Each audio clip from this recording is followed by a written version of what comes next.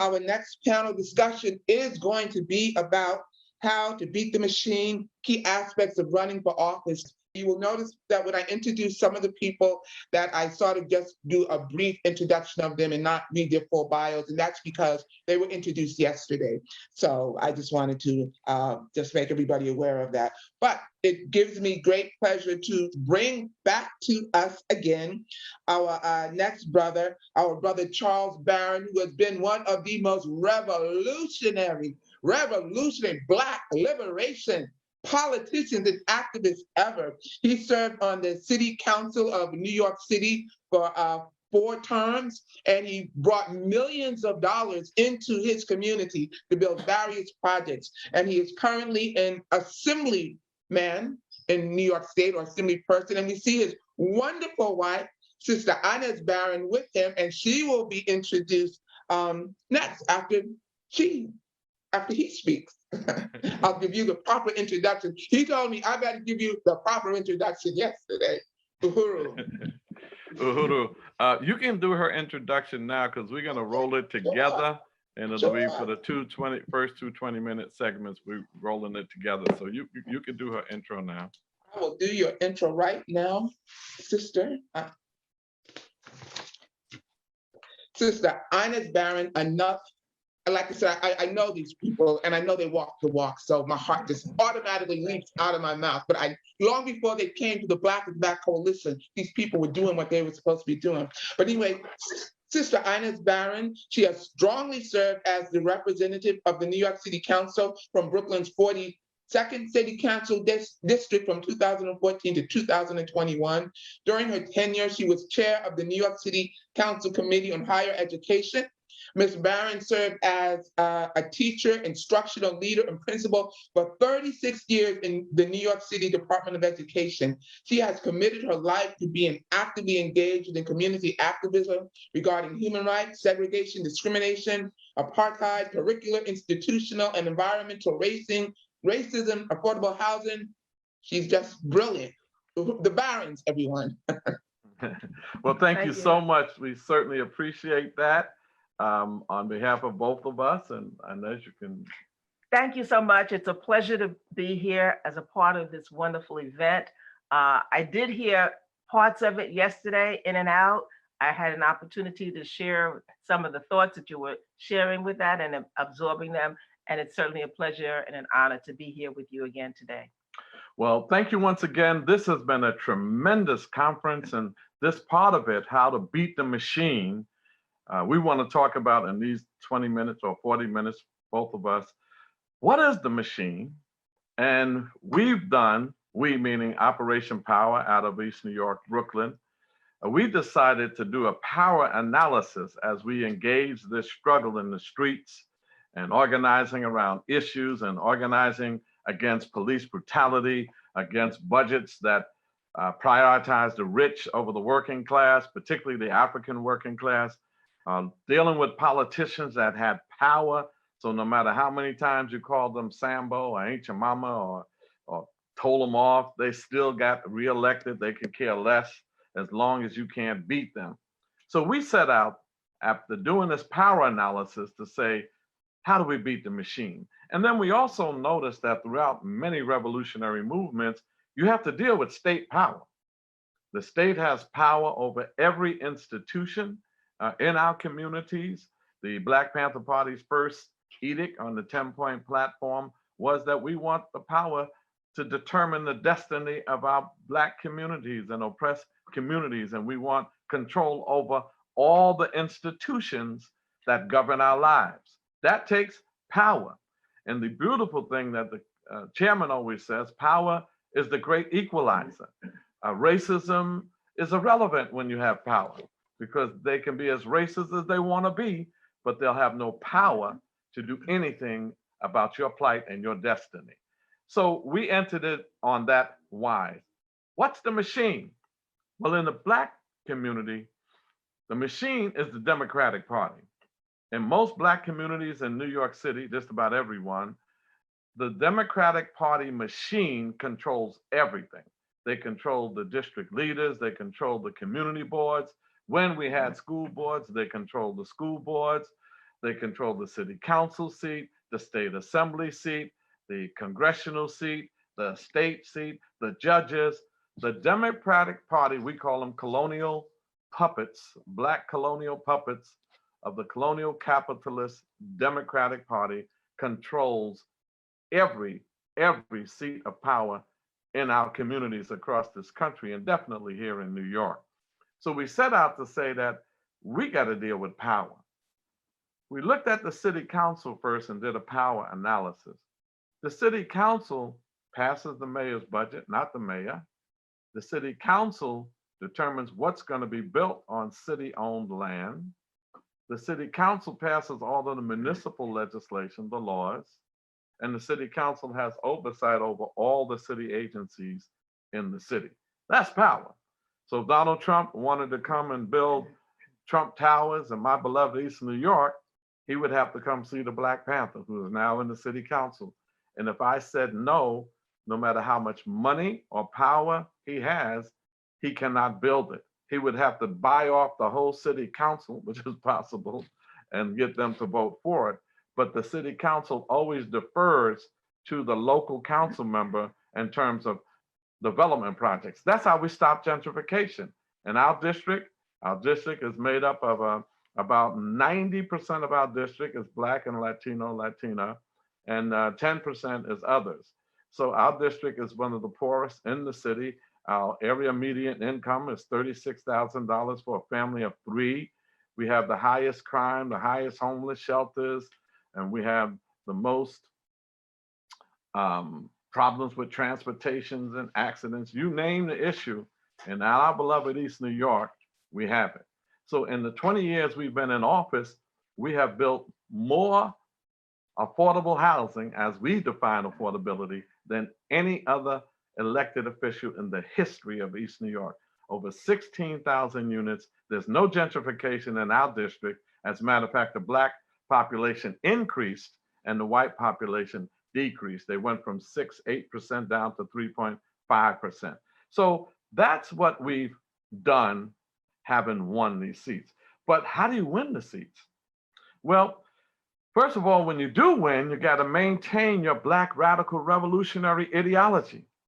We don't want to just win with any and everybody because they're Black, because we see what that gets us. Here in New York State, we have probably the most neo-colonial, Black neo-colonial state in the union. Everybody in power positions now is Black. The mayor, the police commissioner, the head of the Senate, the head of the Assembly, the attorney general, the public advocate, the speaker of the city council, all of the heads of borough presidents are Black. Everybody, because the Democratic Party put these Blacks in these power positions, and we now have to deal with that.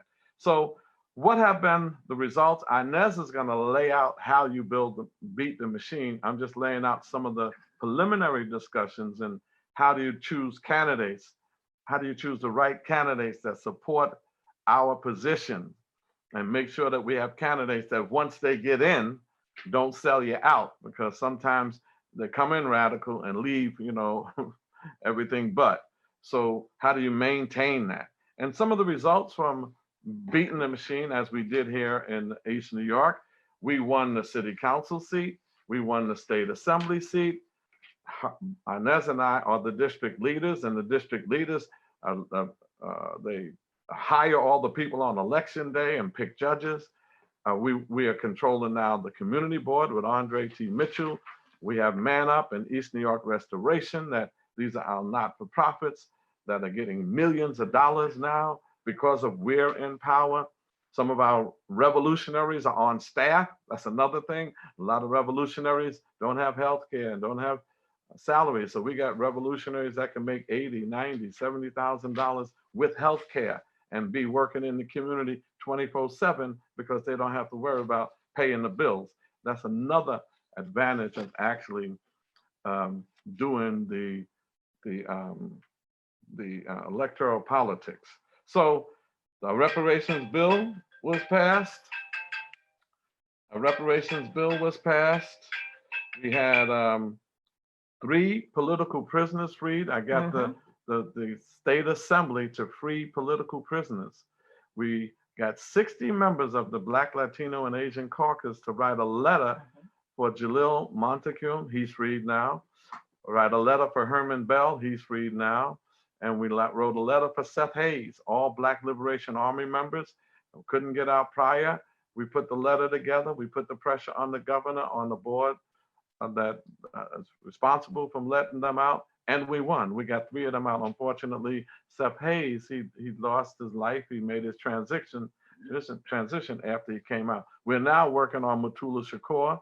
We got letters from him to get out. Hopefully he can get out as soon as possible. We got new schools and new parks and secured over 6,000 jobs and jobs for revolutionaries, you name it. So I just want to show you a little clip on that. It's about a 10-minute clip on some of our accomplishments and how we stayed solid even doing these things. So if they could put up the clip now, the Charles Barron Radical Politics, and then we'll show that, and then Inez will come on.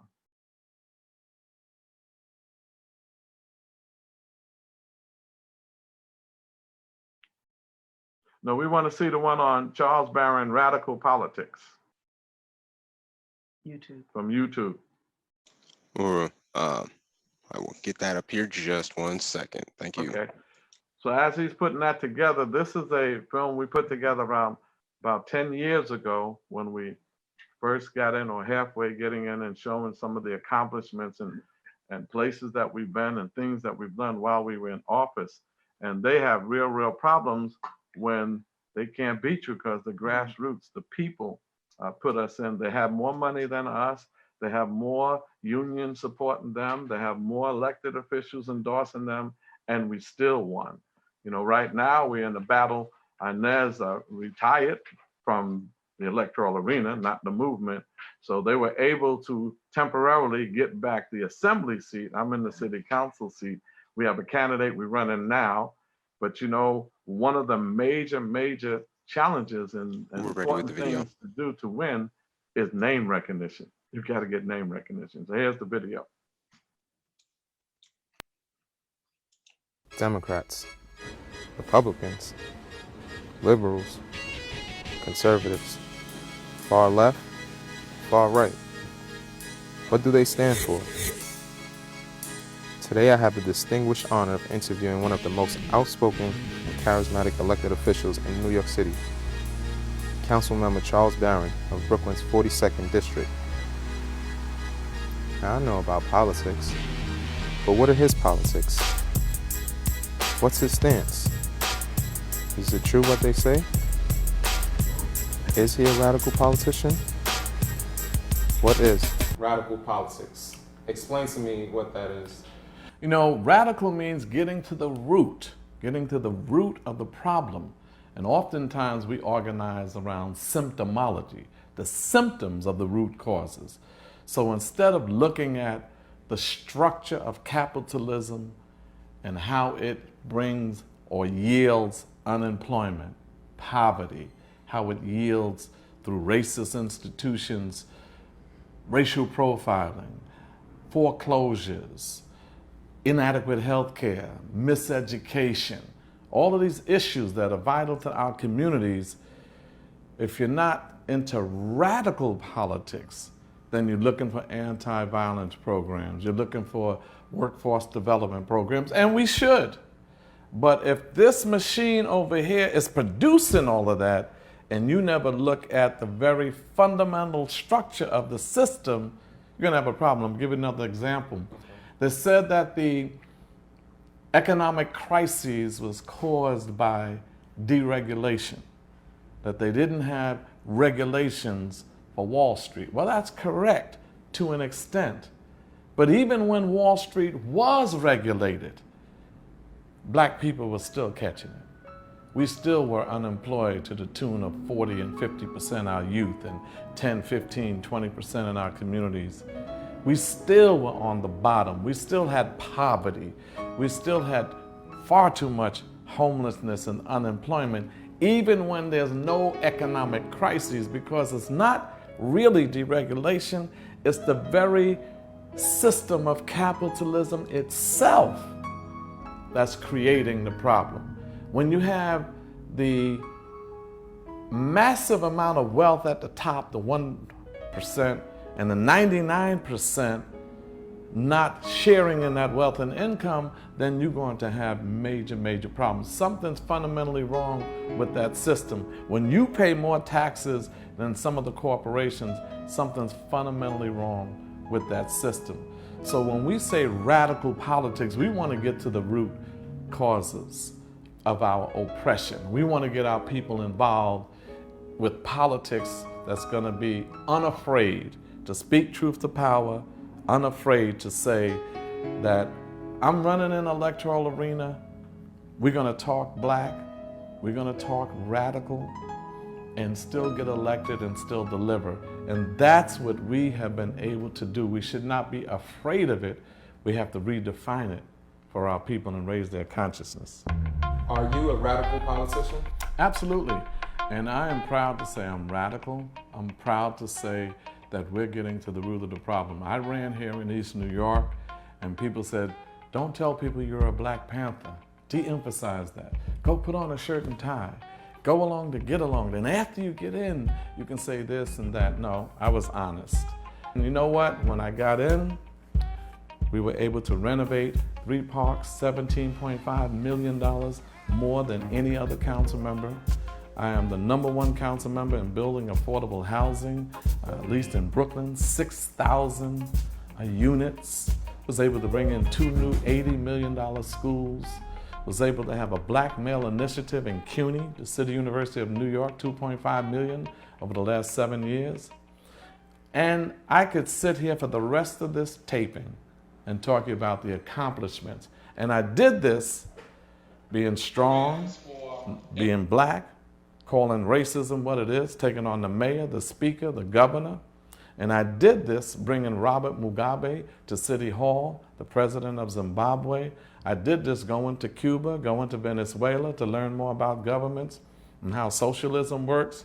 I did all of this going to even Gaza, to the Gaza Strip in the Middle East, and bringing humanitarian aid for the Palestinian people, because we cannot afraid to be who we are, to be radicals, to be progressive, and the people will respond when you respond to their needs.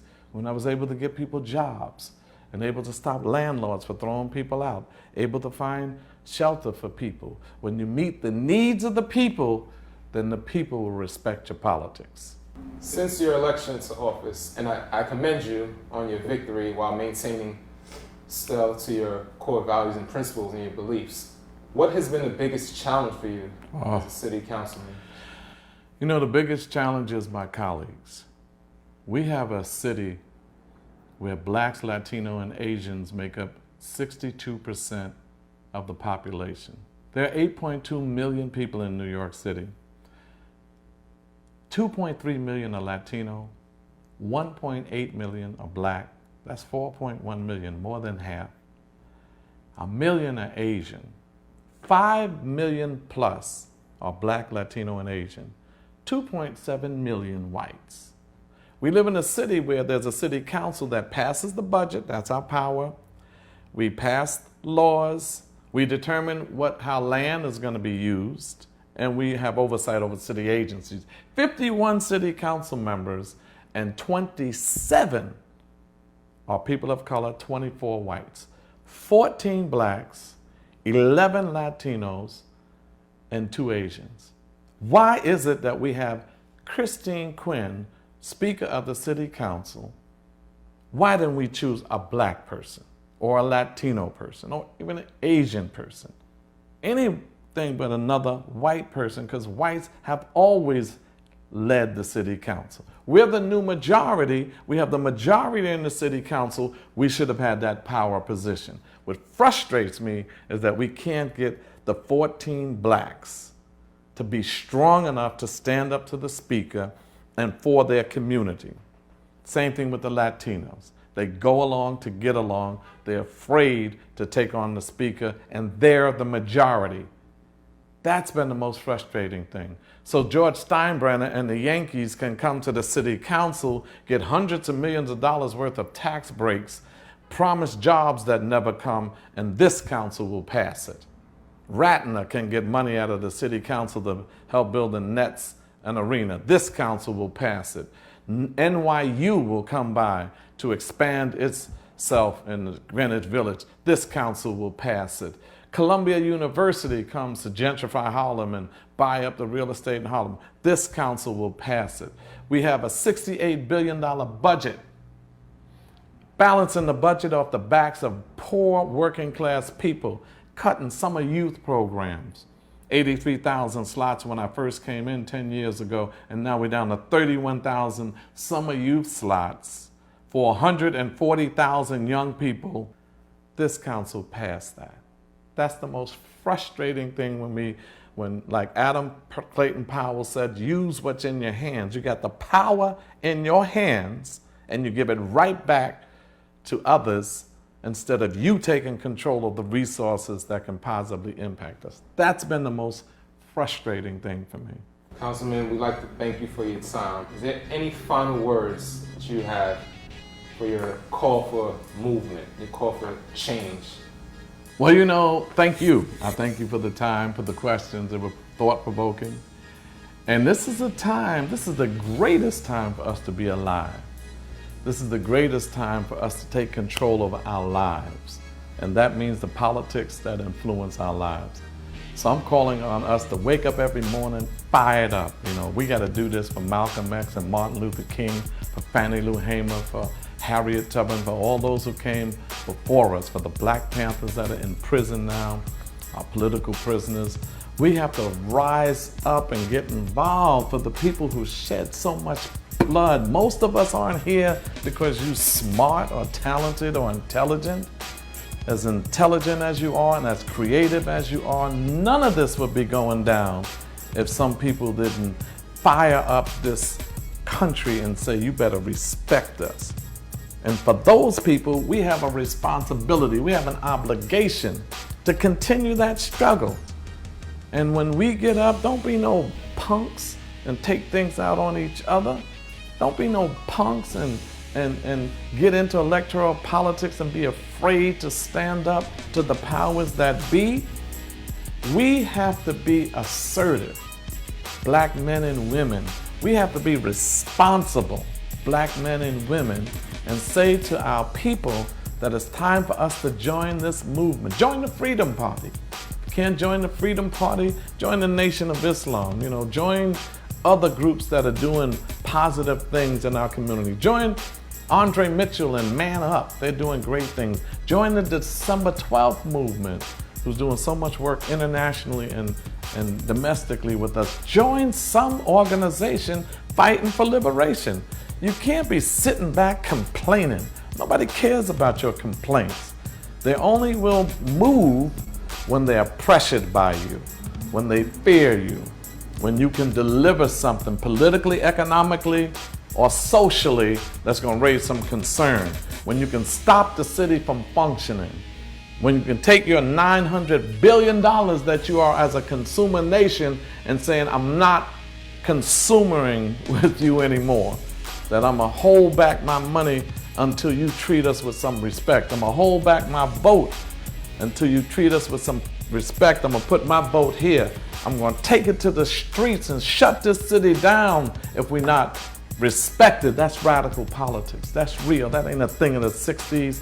You better do everything you can to be liberated. Protest, vote, spend your money with each other, march, demonstrate, hold press conferences. You better do everything in your power to fight for your liberations, because we are people who dare to live and we are people who refuse to die. Our struggle may be long, but the victory is certain. Councilman, thank you again. Thank you. And that concludes our preliminary discussion on radical politics and power.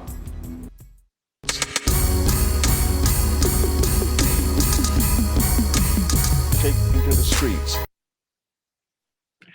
Thank you very much for that clip. Just to bring you up to date on some of the things in the clip, it's no longer 8.2 million in New York, it's 8.6 million. And we're no longer 1.8, 1.9 million. We are over 2 million strong in New York City, African people. Black people. And we also have 51 council members. 27 were Black, Latino, and Asian. Now 30 are Black, Latino, and Asian, 30, and 31 are women. So the women have the majority. So with those kinds of numbers, and the budget is no longer 60 some odd billion, the budget is $104 billion in the city budget and $220 billion in the state budget. 300 billion in one state and 100 billion in the city where you are the majority and we are the majority, and we could determine whatever, but they're hand-picked puppets of the system. This is why our electoral politics school for radical politicians supporting the 19-point platform is so critically important. Now I'll shift it to Inez Barron, the love of my life, my African queen. So she'll take you through the particulars on how we beat the machine. Thank you, Charles.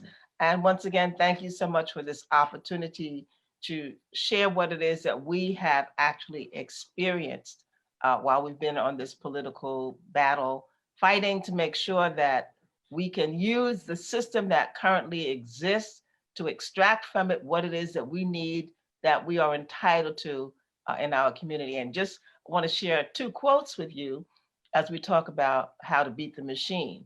The first one is from Charles, and it says, "We must organize and mobilize our people to beat the Democratic Party machine that controls all the local political seats of power through its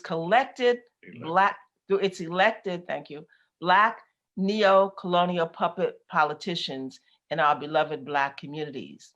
We must not concede any arena of struggle for power to our oppressor. It's time for, quote, liberation politics, no more plantation politics." And the second quote that I want to share with you is one that you may be very familiar with. And it says, "The electoral process is an arm of the state for the purpose of maintaining control and dominance of African people. The electoral system, when it was created here, was not created for our participation. We used the system that they created for themselves to expose their contradictions and to mobilize our people. What we are doing is creating a crisis by intervening. And that, of course, is by the chairman, Omali Yeshiteli. So certainly these are some of the guiding forces for why it is that we do what it is that we do, how we're fighting for our people, and how we're fighting to make sure that we can raise their consciousness and their ability to be analytical of those persons who come before them and present themselves as candidates, and not be just swept up by a title that has somehow come to have people think that because they have a title that starts with a letter D, that that's something that represents what it is that's beneficial for them. So the strategic plan that we've developed, that we've offered, is to help bring local Black radical grassroots movements for obtaining local elected seats of power. And it's a tactic that we're using to be able to extract those resources for our community. And we want to also help people to understand that they have the power to remove those puppets of neocolonialism that are presently in those seats of power, which Charles identified, starting all the way at the state level and even beyond that, but we're talking about the local level right here. So the 4 stages that we're talking about, if you could bring up now the next presentation. Yes, just one moment here. Thank you. And it's going to, as that's being put onto the screen, we're going to talk about those stages of running for office, how to beat the machine. So the masses, the movement, the media, and the money. Those are the major elements that we're talking about as we talk about how to be. Next slide. Oh, okay. How to be successful. Okay. So we've talked about what is the machine, and now we're talking about, can you go back? Okay, good. So we're going to have 4 major areas that we're going to talk about. And we call them the winter maneuvers, the spring offenses, summer invasion, and the fall victory. And actually, those have shifted in terms of when they occur in the calendar based on the fact that the political calendar here in New York has changed. So we're talking about getting started, we're talking about getting on the ballot, getting out the vote, and then celebrating, because that's oftentimes something that we don't do. We don't do that, but it's something that's important because we've got to identify what our victories are and not allow others to do that for us. Next slide, please.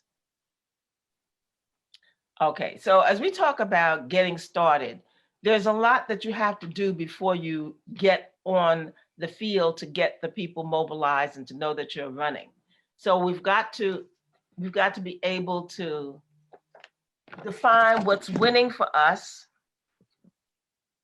We've got to be able to define what's winning for us. We have to be able to look at the research and preparations that's needed as we move forward. So we select the political target seats that we're looking for.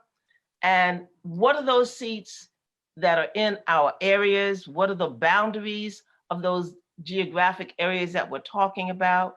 And they shift the lines. So we've got to be on target. We've got to be current with what it is. Here in New York, there's already a case that was brought, and it said that they wanted to change what the boundaries were. They're challenging what it is that the party lines had been established in order to be able to change the shift and the focus of the people. Select your candidates and develop your campaign team. We always govern manage by a team strategy. You have a campaign manager, the treasurer, and a person working with your treasurer to get the budget organized. We've got to organize the campaign structure and, of course, open a bank account. And it's important that as we do this, we comply with the regulations of the state. And they're very strict in New York City when you're running to get an office that has matching funds that come with that. So it's very important that you have someone who's researching that, make sure that you don't miss the deadlines, and that you comply with all of those little things that must be dotted and crossed. Next slide, please. Getting started, continuing. You got to register with the Board of Elections, and you should begin fundraising once you have established your account. You have to make sure that you're registered with the board and that you've established your account, because if you've got money collected before you've established yourself in those regards, that can certainly be a quality, an instance where they will be able to penalize you. So you work on getting your strategy, your platform, and your theme, and beginning to develop your campaign literature. Also, you're setting up protocol meetings with local community leaders. It's so important that those local organizations where our people have membership are ones that you're going to their elected and recognized leadership so that you can establish those kinds of interactions between those organizations. Contact potential supporters in the district and outside of the district, and expose your candidate to all of those local events that are happening, block parties, community events, forums, and if your organization, your team is sponsoring them, that is great. If they're doing it in conjunction with others as well, that would be even more beneficial as you establish those kinds of interactions. And we also want to make sure that you contact the potential supporters in the district as well as outside of the district, and make sure that you're not limiting yourself moving forward.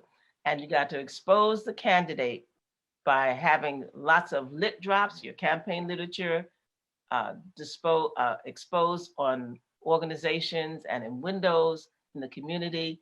And again, what are your restrictions? There was one time that we were very energetic and extensive, and we put literature campaign posters on some of the street signs and some of the street poles. And that came with a fine, but as would be told, we were able to have that fine eliminated. But you've got to know those kinds of requirements. You've got to get the media involved. You've got to organize around issues that are important to the people that are in the community, and attend those community meetings so that people begin to see you and hear you. What's your position? What is your position?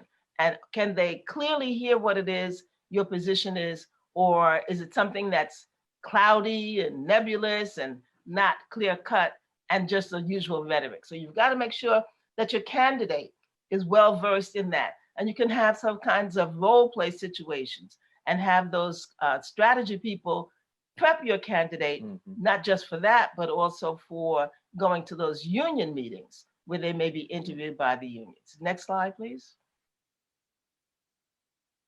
Getting on the ballot, making an official announcement, invite the media, invite locals to be there, those persons who are supporting you to be at this event, prepare your press statement, letting people know you are on the ballot. Develop strategies for petition driving. We have hit and miss, and we also have targeted. So there's a book that's printed, which has, in fact, all of the names of those who are registered voters. So we do a combination of targeted petitioning for people who are registered in the book. And then we do a broad base where people are out shopping. We go to shopping malls, we go to grocery stores, we go to train stations where people are waiting, and we get their signature. So that increases the volume of how many people are going to be submitted in your petitions. Securing a lawyer. Get a competent lawyer who can meet those deadlines, who can review your petitions, make sure that they are cleaned, as it says, make sure that all the technicalities of the witness statement are accurate, so that if you should be challenged, you know, in fact, that you've met the number and that you have submitted documents that are not fraudulent or mistakes. So that's very important. Open your campaign office so people, again, have that visibility. People will drop in and talk to you informally to find out what's going on. Increase your fundraising. Money is very important in this political process. Very, very important that you build your coffers as much as you can and decide whose money will you not accept. So yes, you want money, but you don't want to take money from all sources. You want to be selective. You want to make sure that as people review your contributors list, they don't say, what? They took money from this corporation? Well, it wouldn't be a corporation, but it might be someone representing a corporation. So we want to make sure that when people look at your contributors list, they can see that you've got the support of the local people and that you're going to be responsible to those people who made those efforts to get you in. So refine your theme, message, and issues, and again, increase your candidates' exposure and recruit volunteers. Most often, we don't have the funds in the deep pockets to be able to pay people.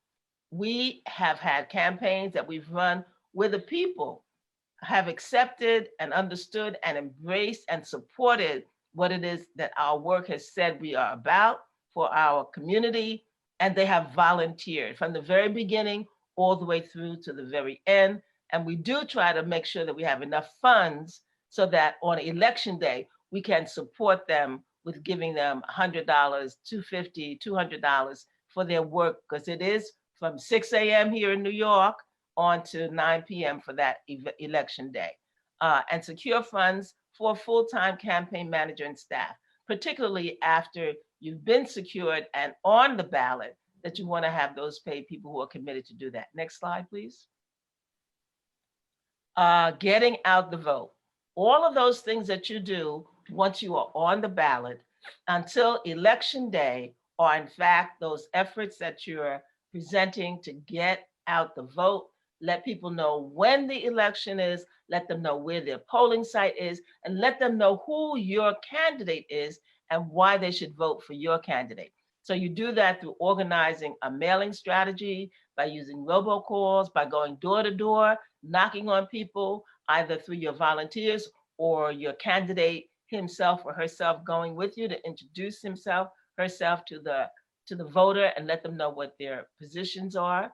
You have special events where you ask people to come and hear particularly from your candidate, or a platform where all of the candidates are there and you can get to make comparisons.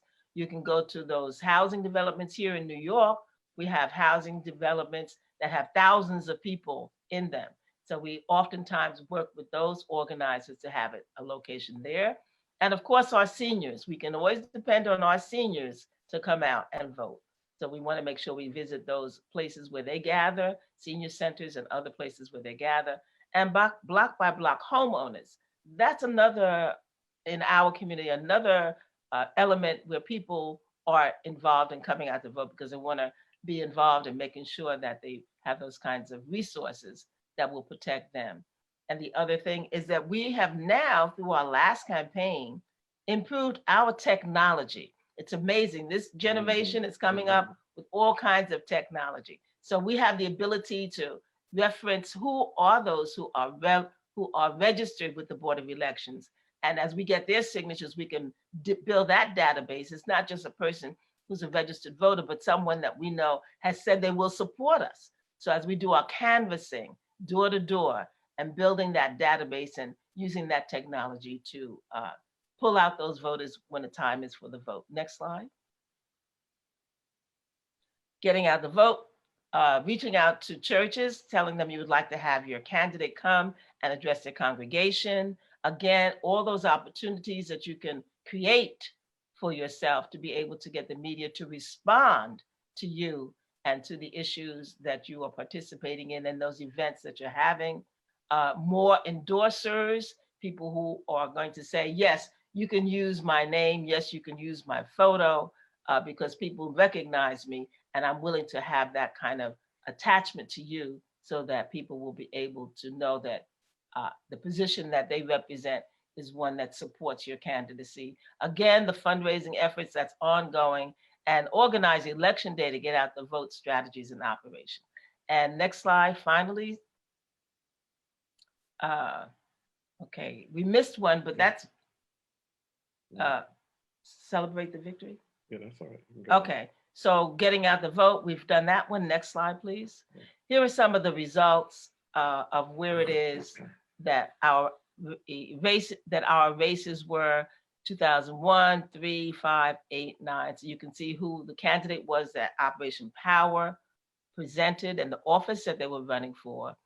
And the primary vote is what we're talking about here in New York. Because if you win the primary vote, which now occurs in June, you're pretty much assured that you will win the general election. Now, interesting, Buffalo had a reversal of that because there was a progressive sister that was running. And they decided that she did not represent their interests. And it was unheard of that the primary Democratic candidate did not win in the general, but that's what happened. So we've got to be mindful that you've got to continue to work. This is a system that is out to maintain their voice for the machine, maintain their voice for corporate America.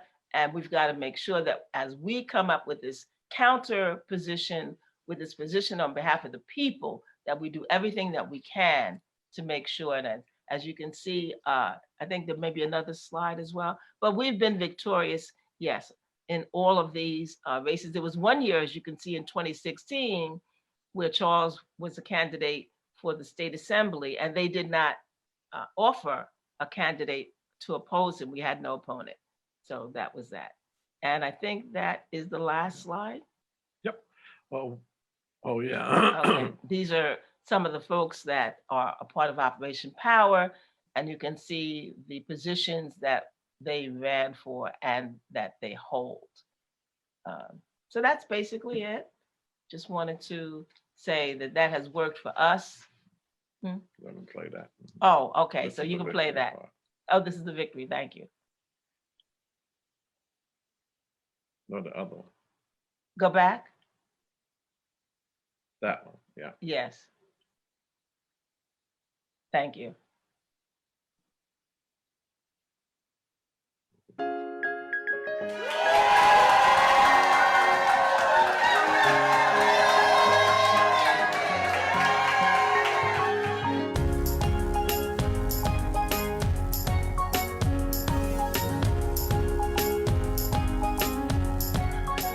And I just want to say I give honor to God, who's the head of my life, for bringing us to this point and for getting us the victory. Because surely when God gives you favor, everything else just follows behind that. So that's first and foremost. And then secondly, I have to give great praises to my husband, Council Member Charles Barron. Charles Barron. And certainly, so much of what I have achieved is because of the fact that Charles Barron has blazed the path and he has laid out what it is that a successful council person can do, maintaining their dignity and integrity and standing up and not bending over, not bowing and scraping knees. Charles Barron. We love Charles Barron. Yes, we do. Yes, we do. Thank you. And we're going to be seeing more of Charles Barron. Yes, I'm taking his seat, but we're going to be seeing more of Charles Barron in the state when he moves on to take my seat, which is going to be vacated starting in January. So look forward to that. Yes. But I'm certainly so pleased for so many people who've given such great sacrifice and great contributions to get us to this day. I don't take it lightly. For anything and everything that you did, I thank you so much. I thank you so much. And we've got to continue to go forward. We have meetings here on Saturdays. We invite you to come back for Operation Power. And look for us as we create a big whirlwind of what's going on in our district. Thank you so much. Thank you so much. Thank you so much. And we're moving ever forward. Thank you. My name is Adeline Bunch. I reside in East New York for the last 50 years. I have known the Barrons since 1997. They are the most gracious people in the world. I am so ecstatically happy that I have Miss Inez Barron as my new council person, and I know it will be only too great when I have my Charles Barron as my assembly person come January. I cannot have two more wonderful people serving our East New York neighborhood. Hi, my name is Minister Peggy Washington, and I am so ecstatic to be a part of this great movement happening here in the great East New York. 5 years ago, I came to East New York to become a resident, and I came because I knew that the leadership here was impeccable leadership that was going someplace, leadership that was speaking to the needs of the people, and I wanted to be a part of that. So I am very, very ecstatic, very, very happy to say that the Barrons are my friends, my very, very close friends. As a matter of fact, they're the godparents of my children, all three of them, Tucson, Taliba, and Tariq. And we're just happy that our entire family is a part of this movement. Inez Barron is a very special woman, and I congratulate her on her win tonight, on her landslide win. I did hear someone say that, and it really truly is a landslide win. But it's a victory for the people of East New York. The people of East New York can continue to look forward to a proven leadership. This is not only a victory for the people of East New York, but it's also a victory for women, in particular Black women, women of African and Latino descent. They can look at her as someone they can trust. They can look at another woman in the New York City Council and know that when it comes to education, healthcare, housing, transportation, veterans, seniors, youth, homeless, no matter what the issue is, we know that we have a friend, or what is more, a champion for social and economic justice. I have no doubt that she will be successful.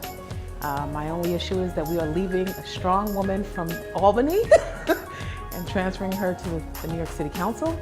But we have hope that Councilman Charles Barron will take her place there. And so I'm grateful to know her.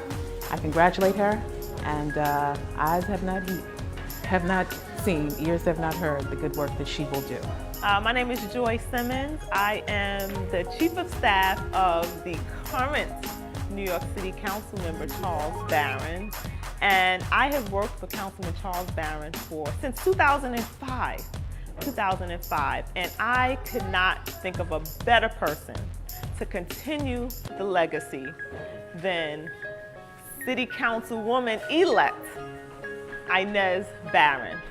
Inez Barron has the experience as a legislator in Albany, a consummate legislator, as an educator.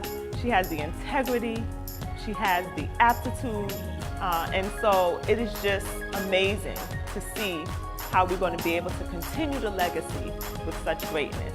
I'm so excited to have been a part of not only the city council work over the past 7, 8 years that I've been with Councilman Barron, but also the campaigns for Inez Barron, for Operation Power, for the movement in East New York, the movement in East Brooklyn, to take our community, to make it greater, to make it better. The housing developments that we've been able to do, the parks, and all of the wonderful constituent services that we've been able to provide. And so much more, and we will continue this legacy with Inez Barron. And so I'm very excited about the things. Thank you for that video. Hi, good evening. My name is Rosalind McIntosh. Those were the rest you can cut in the interest of time. But we thank you so much. This is our presentation on how to beat the machine. We've been successful. We still hold 4 or 5 seats, and we're going to continue to mentor others to get those seats. Name recognition and hard work. Hard work is how you beat the machine. Thank you. Thank you. Uhuru, and thank you so very much for that powerful presentation. And we really felt it was important for it to continue on, because you all are 2 shining, outstanding examples of people who got into office, won, and who held the line, who never forsook their people, and who held the line of radical Black liberation politics in one of the largest cities in the world, and the belly of the beast, New York City. So we are so appreciative of that, and thank you so much